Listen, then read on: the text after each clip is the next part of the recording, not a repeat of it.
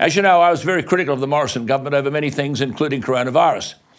But as you know, when the Robodebt Royal Commission findings by Catherine Holmes were released, I warned that the language used and the conclusions drawn about the role of Scott Morrison needed to be challenged. Well, Scott Morrison did just that in the federal parliament yesterday and called the conclusions about his role untenable and absurd. He expressed deep regret for the impact that Robodebt had on families and individuals, but he asserted that Holmes had made false and unfounded findings.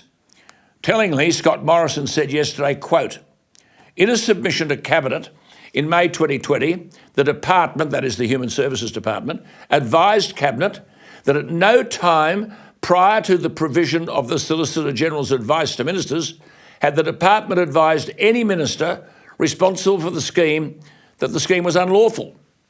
He said at no time the department advised me as minister of the existence of the formal, internal, legal advice prepared prior to my arrival in the portfolio regarding the scheme. Scott Morrison said yesterday, I only became aware of the existence of this advice during the discovery phase of preparing my submissions to the Commission last year in 2022.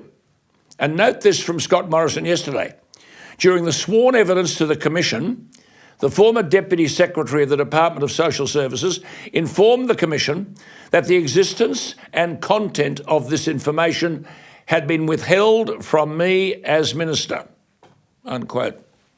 The Albanese government will go after Morrison, but I said last week, when I read extracts of this Holmes report, that it appeared to me to be more political than factual.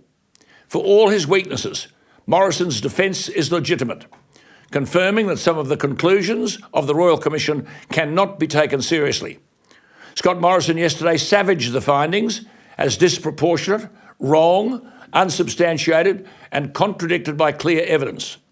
Said Scott Morrison, and I quote, "I played no role and had no responsibility in the operation nor administration of the Robodebt scheme. The scheme had not commenced operations when I served in the social services portfolio, let alone in December 2016 and January 2017, when the Commission reported that the unintended impacts of the scheme first became apparent. This was more than 12 months, he said, after I had left the portfolio." Well, rightly, Scott Morrison's accused the Albanese government of conducting a campaign of political lynching against him. Said Scott Morrison correctly, I was constitutionally and legally entitled to assume that the officers of the departments had complied with their obligations under the Public Service Act to advise their respective ministers. As a result, my obligations were properly discharged. Well, Scott Morrison made the further point that the Labor opposition that rightly, in government, ordered the Royal Commission, had not raised concerns about the scheme in 2015, and that in fact the opposition had banked the savings. That is, when they were doing their costings in the election, they included the Robodebt savings. They'd banked the savings, said Scott Morrison, from Robodebt heading into the 2016 and 2019 elections, rather than ending the scheme. Said Scott Morrison, quote, "For the government to now condemn me for holding a view that they shared and sustained for more than 3 years after I left the portfolio is rank hypocrisy," unquote. Morrison yesterday at his best. But it does raise questions, does it not, about whether such a report is the object of truth or a political hatchet job.